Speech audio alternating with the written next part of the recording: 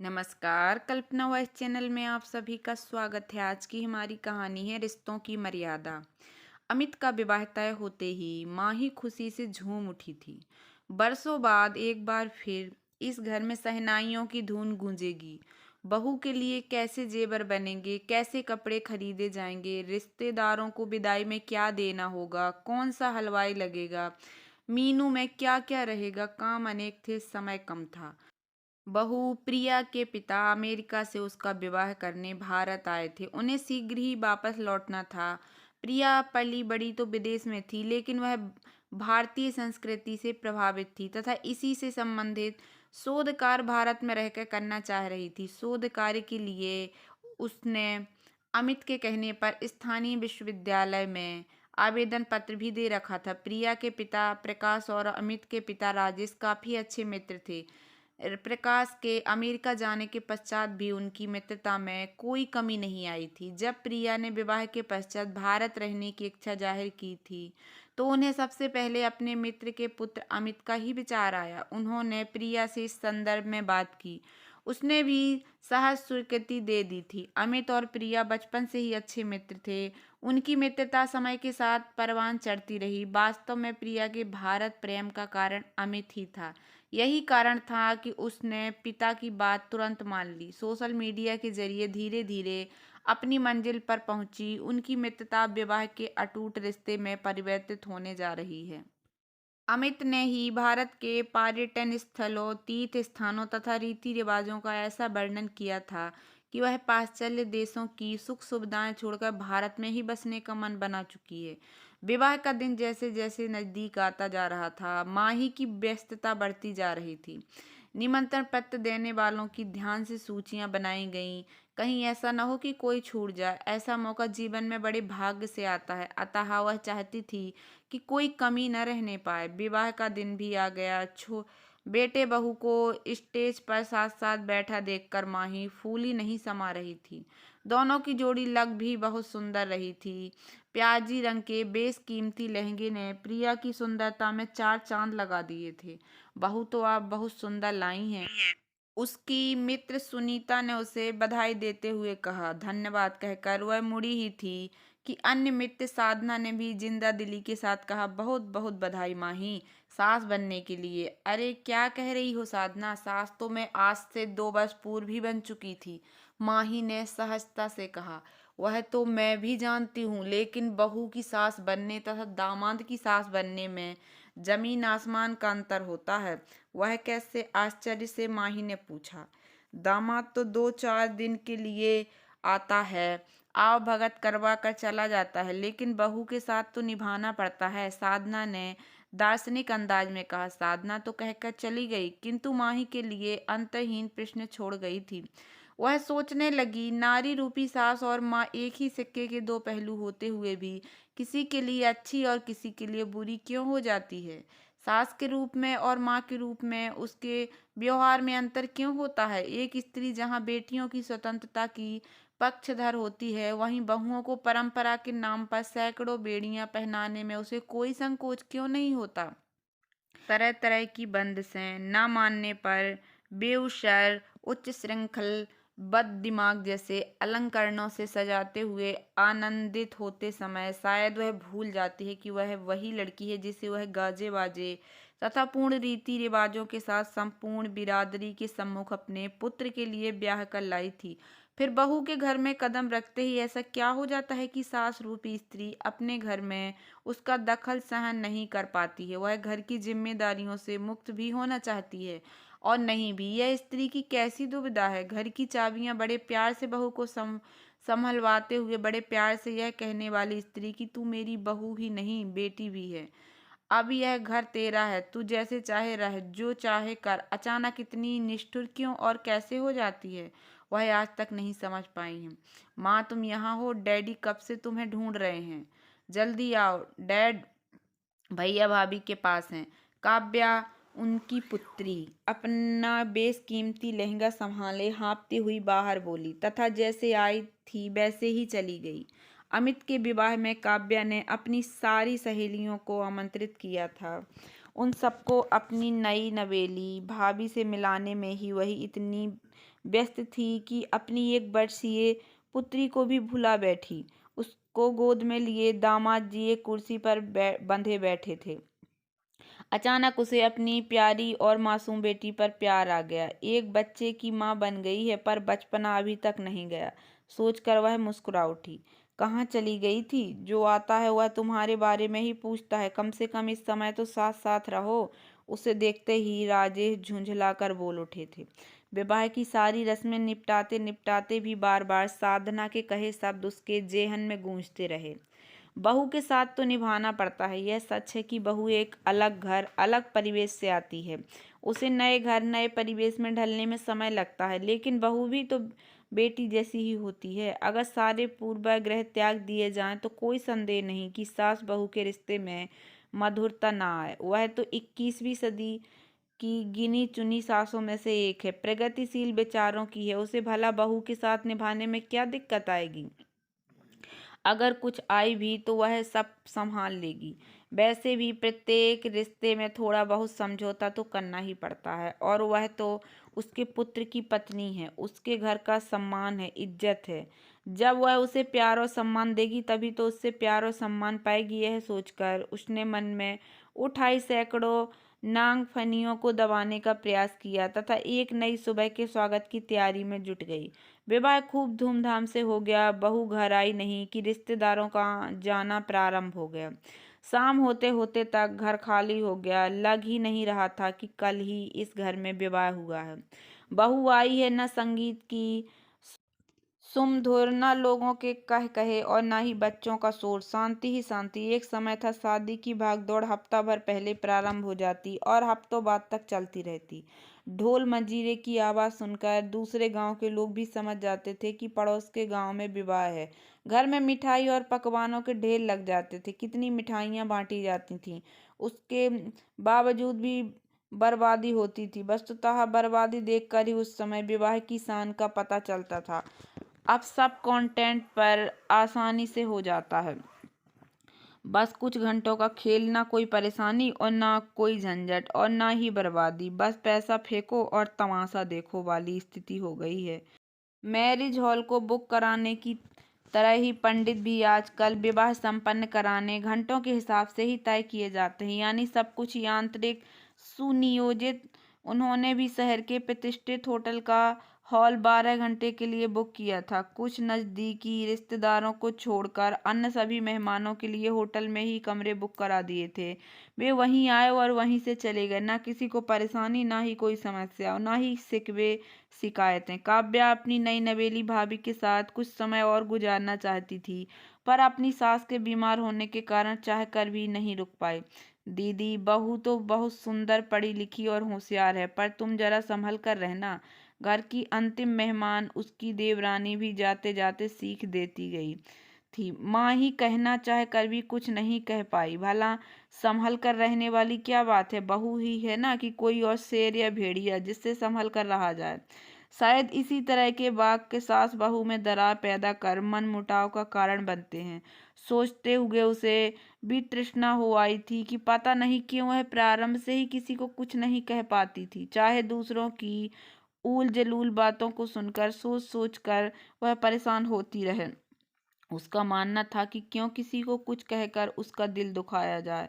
कभी कभी वह सोचती कि जब दूसरे कह सकते हैं तो वह क्यों नहीं। वह जानती थी कि अन्याय सहना ही अन्याय को बढ़ावा देना है, लेकिन सब कुछ समझने बूझने के बाद भी वह अपनी आदत बदल नहीं पाई थी। सुबह 8 बजे बहू प्रिया स्लीवलेस गाउन पहने पहने आंख मलते हुए बाहर आई तथा सोफे पर पांव रखकर बैठते हुए बोली, hi mom, hi dad, very good morning. Sorry, आज उठने में थोड़ी देर हो गई। प्रिया की वेशभूषा और हाव भाव देखकर 20वीं सदी की सास का आक्रोश निकलने ही वाला था कि 21वीं सदी की प्रगतिशील सास 20वीं सदी की सास पर हावी होते हुए बोली, कोई बात नहीं बेटा, क्या चाय पियोगी? नहीं मॉम, मैं चाय नहीं पीती, कहकर वह बेतिल्लुकी से टीवी खोलकर बैठ गई। माही ने सोच लिया था कि जब प्रिया स्वयं चाय नहीं पीती तो उससे एक कप चाय की आशा करना भी व्यर्थ होगा। उसे वह दिन याद आए जब वह सुबह उठकर दर्जन भर लोगों के पैर छूकर आशीर्वाद लेने के पश्चात अपने दिन का प्रारंभ करती थी। रात्रि को सोने से पूर्व भी सास ससुर के चरण स्पर्श कर उनका आशीर्वाद लेना आवश्यक था। ने प्रथम रात्रि में ही उसे बता दिया था कि उनके घर पर सुबह उठकर तथा रात्रि में सोने से पूर्व घर के बुजुर्गों का आशीर्वाद लेने की प्रथा है। तो क्या अमित ने अपनी पत्नी को अपने घर के रीति रिवाजों के बारे में प्रिया को कुछ नहीं बताया? वह तो अच्छा हुआ कि सारे रिश्तेदार कल ही चले गए, वरना उसके ऐसे व्यवहार को देखकर ना जाने क्या सोचते। बहू, देखना तो सही, किसने इतना तेज टीवी चला दिया है? मेरी पूजा में विघ्न पड़ रहा है। टीवी की आवाज सुनकर अंदर से पूजा करती अम्मा जी बोली, मॉम, दादी माँ से कहना कि पूजा घर का दरवाजा बंद करके कर लें। मेरा मनपसंद प्रोग्राम आ रहा है, अभी मैं टीवी बंद नहीं करूंगी। बच्चों की तरह कहकर वह टीवी देखने में मगन हो गई। वह समझ नहीं पाई कि किसको क्या कहे, लेकिन शायद उसकी तेज आवाज जरूर अम्मा जी तक पहुंच गई होगी, तभी उन्होंने फिर कुछ नहीं कहा। नाश्ते में अमित की मनपसंद आलू की कचौड़ी बनाई थी। कचौड़ी देखते हुए बोली, मॉम, मैं तो नाश्ते में एक गिलास दूध और 2 स्लाइड ब्रेड लेती हूँ। फिगर मेंटेन रखने के लिए कुछ तो सेक्रीफाइस करना ही पड़ता है। वह ब्रेड स्लाइस लाने के लिए उठ ही रही थी कि उसने पुनः कहा, आज रहने दो मॉम, आज यही चलेगा। Wow, very tasty, very delicious, आज पहली बार इतना टेस्टी कचौड़ी खा रही हूँ। कहते कहते वह दो तो क्या, कई कचौरियाँ खा गई। आम के अचार की गुठली तो वह काफी देर तक चूसती रही थी। प्रिया की माँ शीला जब तक वह 10 वर्ष की थी तभी नहीं रही थी। उसके पिता अमेरिका में अपने काम में ऐसा रमे कि दूसरे विवाह का ख्याल भी उनके मन मस्तिष्क में नहीं आया। काम से बचा समय वह पुत्री के साथ बिताते। माँ के न रहने के कारण प्रिया भारतीय खाने के स्वाद से वंचित थी। पिता और पुत्री बस जैसे तैसे काम चला लेते थे। शाम को उनका मूवी जाने का प्रोग्राम था। जीन्स और टॉप में तैयार होकर प्रिया निकली तो 20वीं सदी की सास ने रोकना चाहा। शब्द निकलने को आतुर थे। उसकी मना स्थिति समझकर वह बोली, मॉम, मोटरसाइकिल पर साड़ी पहनकर बैठना अच्छा नहीं लगता तथा कॉन्वीनियंट भी नहीं रहता है, इसलिए जीन्स पहन ली है। 21वीं सदी की सास ने मुस्कुराकर जाने की इजाजत दे दी। आखिर नई नवेली दुल्हन से तकरार करने से क्या लाभ? नई नवेली दुल्हन पायल छनकाती आती है तो अच्छी लगती है। मर्दाने कपड़ों में बहू बेटी अच्छी नहीं लगती हैं। लाड़ में इतनी छूट ना दे कि बाद में पछताना पड़े। अम्मा जी ने चेतावनी के स्वर में उसे आगाह किया।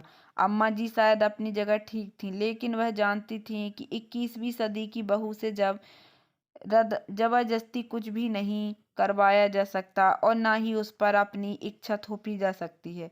फिर जब अमित को कोई ऐतराज नहीं तो फिर भला उसे ऐतराज क्यों? उसने सोचा। हफ्ते भर पश्चात अमित और प्रिया हनीमून के लिए शिमला गए। थोड़ा सुकून मिला, वरना पिछले कई दिनों से लग रहा था मानो रात की नींद और दिन का चैन छिन गया है। अपना घर ही बेगाना लगने लगा है। कई दिन अव्यवस्थित घर को व्यवस्थित करने में ही लग गए। वास्तव में मनुष्य अपनी दिनचर्या में इतना रम जाता है कि दिनचर्या में आया उस जरा सा भी व्यवधान उसे कष्टप्रद प्रतीत होने लगता है, चाहे यह व्यवधान उसके अपनों द्वारा ही उत्पन्न क्यों न किया गया हो। जब माँ ही खाली होती, मन में चलता अंतर्द्वंद उसको घेर लेता। पता नहीं क्यों उसके हृदय में बार बार साधना के शब्द गूंज उठते थे। दामाद की सास बनने में तथा बहू की सास बनने में अंतर होता है। असली सास तो तुम आज बन रही हो। सच, उसके एक छोटे से वाक्य में ही जीवन का सारा निचोड़ समा गया। क्या यह सच नहीं है कि बेटी दामाद जब घर आते हैं तो वही स्त्री जो सास के रूप में बहू के नाजुक कंधों पर सारे घर की जिम्मेदारियों का बोझ डालकर मुक्ति पाना चाहती है, वही माँ के रूप में बेटी का एक एक काम कर खुशी से फूली नहीं समाती। दामाद को मेहमान का दर्जा प्रदान कर उसे पानी का गिलास भी नहीं रखने दिया जाता। बहू कितना भी करे उसमें सदा कमी ही दिखाई देती है, जबकि बेटी जरा सा भी कुछ कर दे तो उसे बढ़ा चढ़ा कर पेश किया जाता है। क्या केवल इसलिए कि बहू पराए घर से आई है? पराया तो दामाद भी है, लेकिन उसके सम्मान में जमीन आसमान एक कर दिया जाता है। जबकि कल की ब्याही बहू से आशा की जाती है कि वह घर में प्रवेश करते ही घर के प्रत्येक सदस्य की इच्छाओं आकांक्षाओं और को पूरा करे। यह कहाँ का न्याय है। माही ने मन ही मन प्रण किया कि वह बहू को भी बेटी जैसा ही प्यार और सम्मान देगी, कभी बेवजह रोक टोक नहीं करेगी। जब उसकी बेटी तरह तरह की वेशभूषा पहनती है तब उन्हें बुरा नहीं लगा, तो बहू को पहनने से क्यों रोकें। अमित और प्रिया शिमला से लौट आए। वे दोनों उसके लिए ढेर सारे उपहार लेकर आए। उनका एक सूटकेस उपहारों से भरा था। उसके तथा दादी के लिए साड़ी, राजेश के लिए सूट का कपड़ा और भी न जाने कितने छोटे छोटे उपहार। एक दिन अवसर पाकर प्रिया मोबाइल में उसे फोटो दिखाने लगी। मॉम, देखो, यह शिमला की मशहूर जगह है, यह गिरजाघर है। प्रत्येक दर्शनीय स्थल के अनेकों फोटोग्राफ थे। किसी में वह अमित के हाथों में हाथ डाले घूम रही थी, किसी में एक दूसरे को किस कर रहे थे, तो किसी में अपने होटल के रूप में बाथ टब में ही एक साथ घुसे अटखेलियां कर रहे थे। बाहर स्विमिंग ड्रेस में प्रिया को सूर्य स्नान करते देखकर आंखें ठगी सी रह गईं। उसका तरासा हुआ शरीर देखकर मन गर्व से भर उठा। सच, जिसके पास दिखाने के लिए कुछ होगा वही तो दिखाएगा, किसी अभिनेत्री के कहे शब्द जेहन में गूंज उठे थे। लेकिन इस समय 20वीं सदी की सास 21वीं सदी की सास पर हावी होकर कह ही उठी कि यह फोटोग्राफ अपने डैड को मत दिखाना, उनको इतना खुलापन पसंद नहीं है। उसकी नसीहत सुनकर उनका चेहरा बुझ गया। फोटो दिखाने का सारा उत्साह एक क्षण में समाप्त हो गया था तथा बिना कुछ कहे वह अपने कमरे में चली गई। माही के मन में अपने हनीमून के दृश्य चलचित्र की भांति घूमने लगे।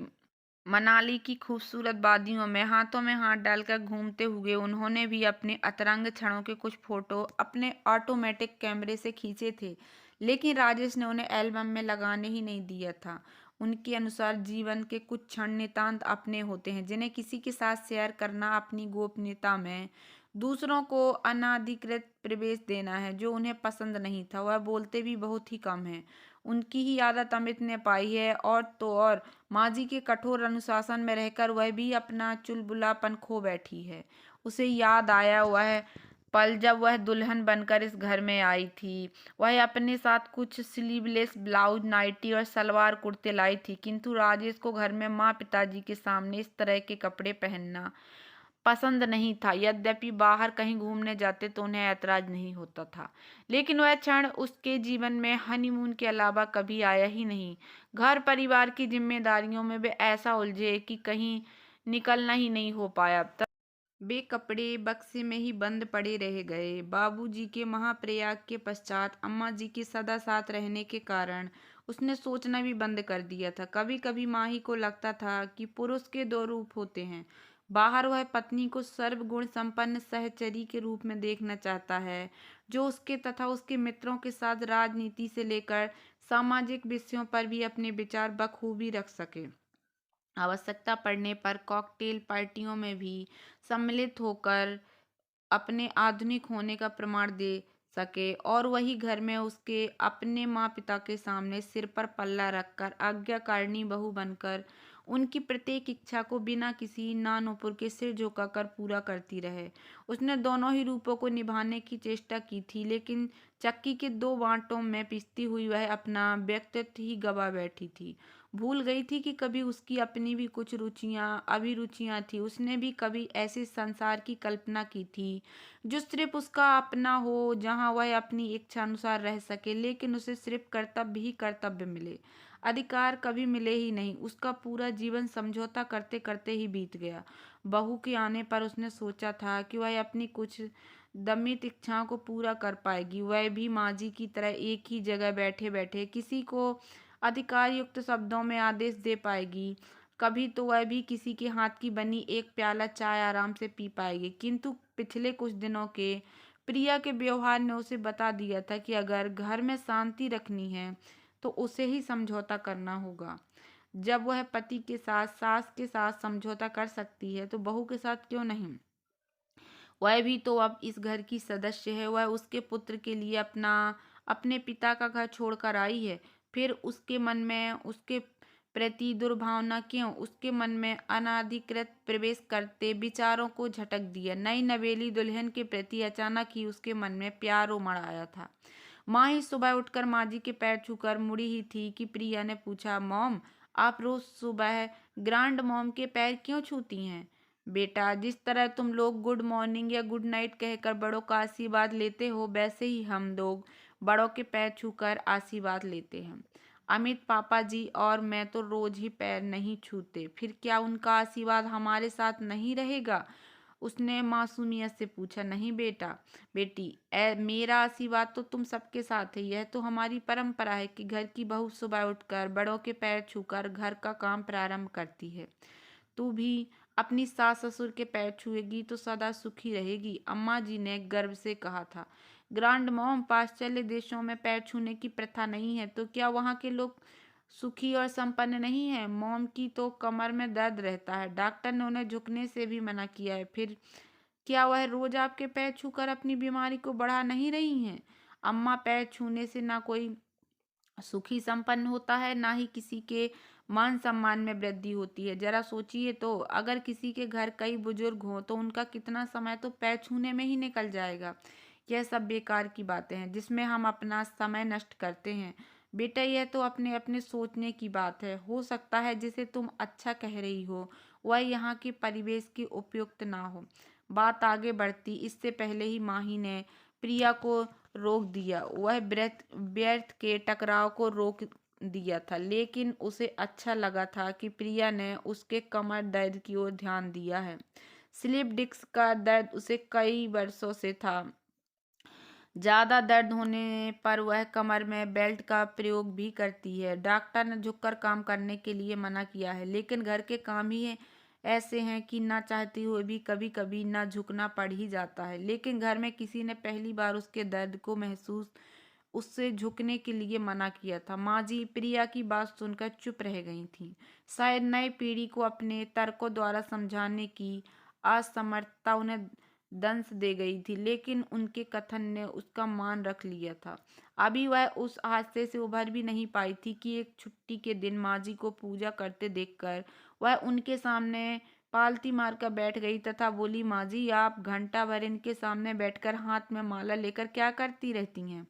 अधनंगी पोशाक में घर की बहू बेटियां अच्छी नहीं लगती। जा पहले नहा धोकर ढंग के कपड़े पहन कर आ, तब मैं बताऊंगी। माँ जी ने उसकी ड्रेस को देखकर मुंह बनाते हुए उत्तर दिया, आपकी ये देवियां तो मुझसे भी कम कपड़े पहने हैं, इन्हें तो आप कुछ नहीं कहती। प्रिया ने माँ जी के सामने रखी एक धार्मिक पुस्तक में शिव जी की समाधि को भंग करने का प्रयास करती अप्सराओं को इंगित करते हुए कहा, माँ जी, कपड़े वही पहनने चाहिए जो शरीर को आराम दे। अब गर्मी में 5 गज की साड़ी मुझसे नहीं पहनी जाएगी। माँ जी की ओर से कोई उत्तर न पाकर वह पुनः बोली, बहस करना तो कोई तुम लोगों से सीखे। तुम क्या औरों से अलग हो? जब दूसरी लड़कियां पहन सकती हैं तो तुम क्यों नहीं? अम्मा जी ने तीखी आवाज में कहा था।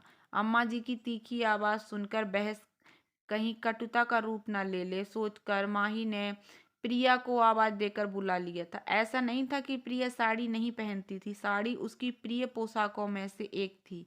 वह अमित के साथ उनके मित्रों द्वारा दी गई पार्टी या विवाह इत्यादि में जाती तो साड़ी ही पहनना पसंद करती थी, लेकिन काम पर जाने के लिए वह अन्य ड्रेस ही उपयुक्त मानती थी, क्योंकि वे साड़ी की तुलना में ज्यादा आरामदेह थीं तथा उन्हें पहनने और सहेजने में भी ज्यादा समय नहीं लगता है। अम्मा पता नहीं क्यों तिल का ताड़ बना लेती हैं। अरे बच्चे हैं तो चाहे पहने, जो चाहे करें, उन्हें उनसे क्या मतलब है? उनका जमाना गया जब बहुएं सिर ढक कर रहा करती थीं, और फिर प्रिया तो विदेश में पली बड़ी है, आधुनिक परिवेश की है, कुछ तो असर वहाँ की संस्कृति का आएगा ही। यह सब तो उसे घर की बहू बनाने से पहले सोचना था। तुम भी सुन लो, यदि तुम भी स्वयं को नहीं बदल पाई, समय के साथ नहीं चल सकी, तो तुम स्वयं भी दुखी रहोगी और बच्चों को भी दुखी रखोगी। रात में सोते हुए राजेश ने सीख दी थी। शायद उन्होंने भी अम्मा जी की बातें सुन ली थी। उसे स्वयं राजेश की बात सुनकर आश्चर्य हुआ था। वह सोच ही नहीं पा रही थी कि ये विचार उस आदमी के हैं जो अपनी माँ के विरुद्ध एक शब्द भी सुनकर आग बबूला हो उठता था। जिसके लिए उसकी माँ ही सब कुछ है, उसके प्यार का, उसकी इच्छाओं का गला घोटते हुए जब तक कह उठता था, किसी इंसान की माँ एक ही होती है, जबकि पत्नी तो कई हो सकती हैं। माँ की सेवा करना हमारा कर्तव्य नहीं, हमारा धर्म भी है। वह तो ताउम्र अपना धर्म निभाती आई थी, लेकिन क्या माँ जी ने अपना धर्म निभाया था? उसे तो सदा इसी बात से खुशी मिलती थी कि वह दुखी रहे, उसके लिए वह सदा उसके कार्यों में मीन मेख निकालकर राई का पर्वत बनाने से नहीं चूकती थी। और राजेश भी उनकी बात को सही मानकर उसे ही बुरा भला कहते रहे। भले ही रात के अंधेरे में दिन में कहीं बातें बेमानी हो जाती या कभी स्वयं को अपराधी महसूस करके क्षमा भी मांग लेते हों, लेकिन दिल को चीरकर घायल करती बातों को क्या सहज ही भुलाया जा सकता है? काश यह बात वह पहले समझ पाते, तो आधे से ज्यादा जीवन नीरसता में न बीतता। यह सच है कि माँ माँ होती है, माँ का स्थान कोई नहीं ले सकता, लेकिन पुरुष यह क्यों नहीं समझ पाता कि माँ रूपी स्त्री का यदि वह अंश है, तो पत्नी रूपी स्त्री भी उस पर अपना तन मन अर्पण कर उसे सुख और संतोष देती है। माँ रूपी स्त्री उसका बचपन सहेजती है, उसे संस्कार देती है, तो पत्नी रूपी स्त्री भी उसकी यौवन अवस्था से बुढ़ापे तक साथ देते हुए अपना खून और पसीना बहाकर साथ निभाती है। उसके सुख दुख की साथी होती है, उसका घर बसाने के लिए अपने जन्म के माता पिता को छोड़कर, उसके माता पिता को अपना मानकर पति गृह में प्रवेश करती है। उनका प्यार पाना चाहती है, कुछ अधिकार चाहती है, तो बिना उसकी इच्छा जाने उसके हिस्से में रिश्तों में बंधे कर्तव्य डाल दिए जाते हैं। जब तक रिश्तों के अर्थ समझ में आते हैं, तब तक आधी जिंदगी बीत जाती है। समय गुजर रहा था और वह नई और पुरानी पीढ़ी में संतुलन स्थापित करने का प्रयास कर रही थी कि एक दिन सुबह सोकर नित्य की तरह किचन में जा ही रही थी कि लिविंग रूम की दीवार पर हैप्पी मदर्स डे का बैनर देखकर आश्चर्यचकित रह गई। कमरा गुब्बारों से सजा था। अभी वह कुछ कहती या पूछती कि सामने से प्रिया और अमित ने आकर उसके हाथ में सुंदर गुलदस्ते के साथ गिफ्ट पैक पकड़ाया। पैकेट पर चिपकाए कागज पर रंग बिरंगे अक्षरों में लिखा था, you are the best and lovely mother of this universe, be both proud of you. आंखों से झरझर आंसू बहने लगे। पता नहीं प्रकृति का यह कैसा नियम है कि खुशी हो या गम, यह आंसू पीछा नहीं छोड़ते हैं। भावनाओं पर काबू पाते हुए उसने पूछा, तुम दोनों अम्मा जी के लिए भी कुछ लाए हो? उनका दर्जा मुझसे पहले है, वह हम सबकी माँ है। हाँ मॉम, आपको सरप्राइज देना था इसलिए कुछ नहीं बताया। डैड को पता है, यह दादी अम्मा का उपहार है न। अमित ने उसके हाथ में एक अन्य गिफ्ट पैक देते हुए कहा, चलो उनके कमरे में जाकर उन्हें विश कर दें। माँ ही के कहने पर अंदर जाने के लिए मुड़े ही थे कि देखा सामने अम्मा जी खड़ी हैं। शायद सबकी आवाज सुनकर वह बाहर आ गई थीं। उन्होंने उनकी बातें सुन ली थी। उनके हाथ में उपहार देने के पश्चात जब माही उनके पैर छूने के लिए झुकी, तो उन्होंने उसका हाथ पकड़कर उसे उठाते हुए भाव विह्वल स्वर में कहा, बस बेटी बस, मेरा आशीर्वाद तो तुम सबके साथ हमेशा ही है। तू भी अब पैर छूना छोड़कर प्रिया की तरह बस गुड मॉर्निंग ही कह दिया कर। आखिर कब तक बेमतलब की परंपराओं में उलझी रहेगी? बहू के रूप में तू मेरी बेटी ही है। जितनी सेवा तूने मेरी की है, उतनी तो मेरी कोख जाई अपनी बेटी नहीं करती। अम्मा जी के मुंह से अपने लिए बेटी शब्द सुनकर माही खुशी से भर उठी थी। इसी एक शब्द की ही तो उसे बरसों से प्रतीक्षा थी। वह बेड टी बनाने के लिए किचन में जाने के लिए मुड़ी, तो प्रिया ने हाथ पकड़कर उसे सोफे पर बिठाते हुए कहा, मॉम, आज मदर्स डे है, माँ को समर्पित है आज का दिन। आज आप कोई काम नहीं करेंगी, आप हमारी माँ हैं। पूरे साल आप हमारी देखभाल करती हैं, तो क्या एक दिन हम बच्चे आपका काम नहीं कर सकते? आज मैंने और अमित ने छुट्टी ले ली है, हम दोनों ही सारे काम करेंगे। लंच घर में करके शाम को बाहर घूमने जाएंगे तथा डिनर बाहर ही करेंगे, कहकर प्रिया किचन में जाने लगी। क्या मैं भी तुम्हारी मदद के लिए आऊं? आखिर मुझे भी मदर्स डे सेलिब्रेट करना है। यदि मैंने कुछ नहीं किया तो अम्मा सोचेंगी कि कैसा बेटा है मेरा, इसने तो मेरे लिए कुछ किया ही नहीं। प्रिया के पीछे पीछे अमित तो जाता देखकर राजेश ने अम्मा जी की ओर देखते हुए स्वभाव के विपरीत मजाकिया स्वर में कहा, डैडी चाय हम बना लेंगे, सर्व आप कर दीजिएगा। अंदर से प्रिया का चुलबुला सुर गूंजा था। काश वक्त यहीं ठहर जाए। कौन कहता है कि पाश्चात्य देशों में प्यार और लगाव नहीं है। प्रेम तो इंसानी रिश्तों का वह जज्बा है जिसे मिलकर दो शरीर एक जान हो जाते हैं। घर प्रसन्नता और खुशियों से भर उठता है। भले ही पाश्चात्य संस्कृति में कुछ बुराइयां हों, लेकिन अच्छाइयां भी तो हैं। अच्छाइयों को अपनाने में तो कोई बुराई नहीं है। इस पराई लड़की ने उसे इस क्षण इतना सुख दे दिया जितना कि उसके अपने जिंदगी भर नहीं दे पाए। अपनी परंपराओं, रीति रिवाजों, अनुशासन और अपने द्वारा निर्मित नियमों के खोखले दंभ में बंधा परिवार सहज जीवन जीना ही भूल गया था। उसे याद है विवाह के पश्चात पहली बार जब राजेश की बर्थडे पार्टी, तो उसने बड़े मन से केक बनाया था तथा देने के लिए उपहार भी खरीदा था। जब माँ जी को पता चला तो वह यह कहकर उस पर खूब बिगड़ी थी कि कुछ करने से पहले पूछ तो लिया करो, हमारे यहाँ किसी का जन्मदिन नहीं मनाया जाता। वैसे भी क्या फायदा जन्मदिन मनाने से। प्रत्येक जन्मदिन यही एहसास दिला जाता है कि जीवन का एक वर्ष और कम हो गया है। बात भले ही कड़वी थी लेकिन सच ही थी। वैसे भी अच्छाई बुराई देखने वाले की आंखों में निहित होती है। यह सच है कि प्रत्येक जन्मदिन जीवन का एक वर्ष कम होने का एहसास करा जाता है, लेकिन यह भी उतना ही सच है कि इस दिन हम आयु की निर्धारित सीमा का एक वर्ष पूरा कर नव उत्साह और नव आकांक्षाओं के साथ जीवन के नए वर्ष में प्रवेश कर अतीत पर दृष्टिपात करते हुए भविष्य का ताना बाना बुनने का प्रयास करते हैं। शायद जीवन के इस विशिष्ट दिन को विशिष्ट तरीके से मनाकर रोजमर्रा की जिंदगी से अलसाए मन को संजीवनी देना चाहते हैं। जीवन की नीरस दिनचर्या से मुक्ति पाने का कोई ना कोई साधन तो इंसान के पास होना ही चाहिए। तभी तो इंसान इन अवसरों की आड़ लेकर कुछ ना कुछ हंगामा करने से नहीं हिचकता। अगर जीवन में यह कुछ विशिष्ट दिन ना हो तो जीवन की नीरस ही हो जाए। बाद में पता चले कि राजेश के बड़े भाई का पहला जन्मदिन माँ जी ने खूब जोर शोर से मनाने का प्रबंध किया था, लेकिन अचानक उन्हें न जाने क्या हुआ कि 1 घंटे के अंदर ही 8-10 उल्टियां हुई और वह चल बसे। तब से माँ जी ने ना किसी का जन्मदिन मनाया और ना ही मनाने दिया। बचपन में अमित और काव्या अपने दोस्तों की देखा देखी जन्मदिन मनाने की बहुत जिद किया करते थे। जन्मदिन मनाने के माँ जी के पूर्वाग्रह के कारण वह किसी तरह समझा बुझाकर उन्हें शांत करने का प्रयास करती थी, या फिर किसी अन्य दिन उन्हें कपड़े दिलवाकर खाना खिला देती थी। बड़े होने पर पैसे दे देती थी कि वे बाहर ही अपने दोस्तों को पार्टी देकर जन्मदिन मना लेते थे, लेकिन उन्हें चेतावनी दे दी जाती थी कि दादी अम्मा को पता न चले, वरना भूचाल आते देर नहीं लगेगी।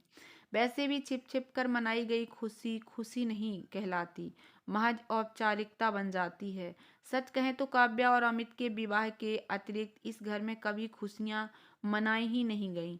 मॉम, चाय कितनी शक्कर लेंगी आप चाय में? प्रिया ने पूछा तो वह अतीत से वर्तमान में आई। देखा, सुगर्ण गृहिणी की तरह प्रिया उससे चाय में शक्कर पूछ रही है। आदत अनुसार माही ने उठते हुए कहा, लाओ बेटा, मैं स्वयं डाल लूंगी। मॉम, याद नहीं आज आपको आराम करना है?